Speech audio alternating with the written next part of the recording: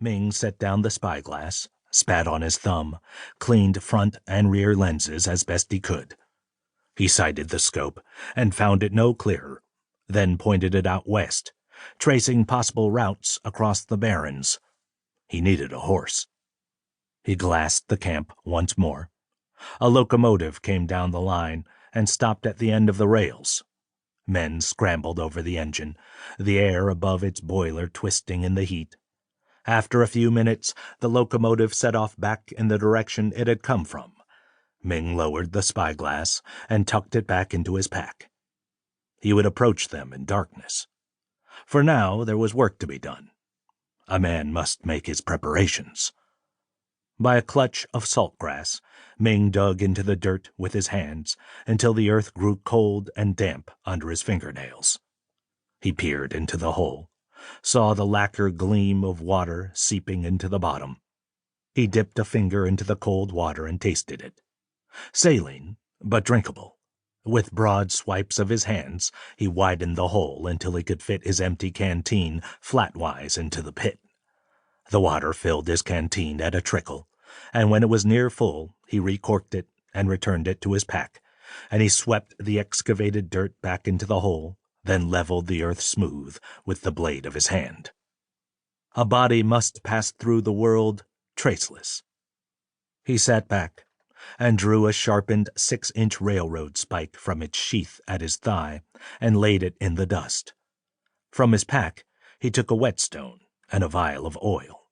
He drew the tip of the iron spike down the length of the whetstone in smooth strokes, sharpening its point to a lethal apex. Then he pulled his belt free from his trousers, and sitting cross-legged, he stretched the belt taut between his boot and his free hand. He stropped the spike quickly against the leather, and the iron developed first a dull luster, and then at last a mirror sheen. The shadow of the overhang grew long.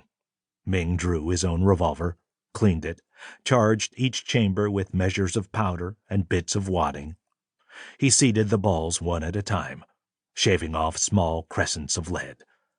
Then he took from his pack a handful of firing caps, glinting in the fading sunlight, like little brass stars fallen to earth. He set the caps on each brass nipple, and when he was finished, he slotted the cylinder back into his revolver and holstered it.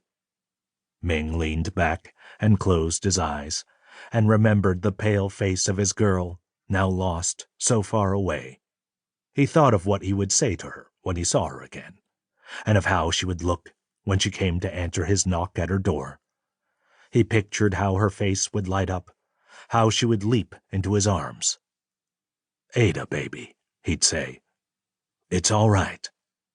And he thought of how he'd kiss her slow and sweet, and how he'd tell her he was sorry he'd taken so damn long. "But see," he'd say, tugging his sleeves up, showing her all his scars and burns and half-healed cuts. "See 'em?" he'd tell her. "I went through damn near all creation to come back home." He caught himself smiling, and he opened his eyes, shaking his head. The chill of the desert night was sharp and insistent on his face. The moon was high and bright enough overhead that he pulled his spyglass from his pack and glassed the camp again. It was now empty. No doubt the men had gone to their tents to play cards and drink. From under the canvas tent walls, lamplight spilled out in sheets over the dark sands.